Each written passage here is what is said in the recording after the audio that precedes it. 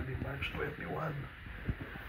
Sa ano, actually, sinundo kami ng airport. Almost nag-wait kami around 6 to 7 hours. Grabe. So, pagdating namin doon,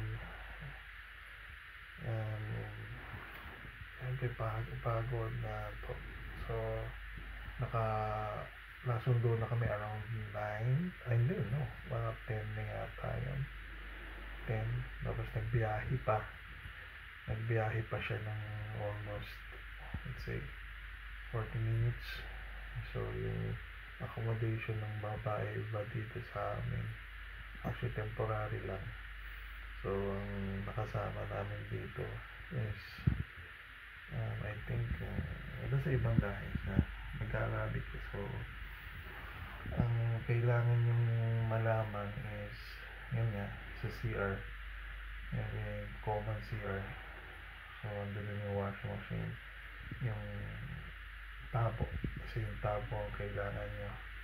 Balde. Kasi kung wala kang balde, ang hirap mo yung pinaka face bowl nila, sink is medyo malayo sa kanyang toilet. So, isa rin yun. Balde is wala. Tabo may nakita akong maliit na tabong plastic. Ewan ko paano nila ginagamit yan. And what else? So sa ngayon, papansin mo, nag-fixer muna ako ng mga gamit. Pagdating ko, ayan, inan ako kasi medyo magulo na nga. Ayan. So, ito, nung pumunta ako nag-wash ako sa banyo na rin. Naligo na rin ako. And ayan, yung kasama ko, ayan. Gana lang siya. So, ayaw ko bukas. So, mamaya, paano mangyayari? And what else? Ang kailangan yung malaman is, yan, sabi ko nga kanina, yung socket. Yung socket is ganyan. Bilog. So,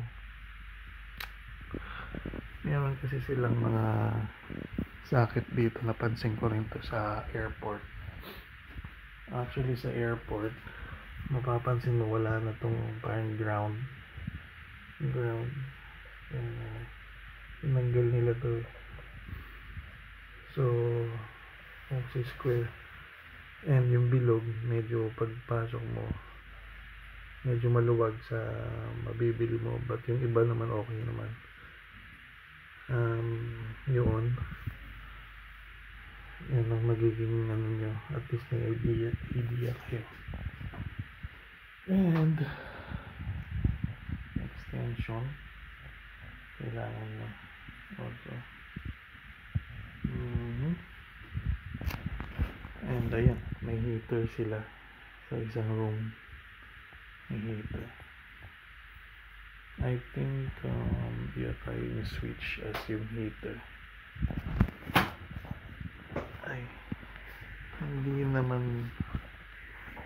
ito yung magiging tulugan namin. So, it's our first day in Poland. Sana makapagbigay kami ng idea sa inyo kung sino pupunta sa Poland. So, raw video lang kasi ito. So, I hope it helps. Bye.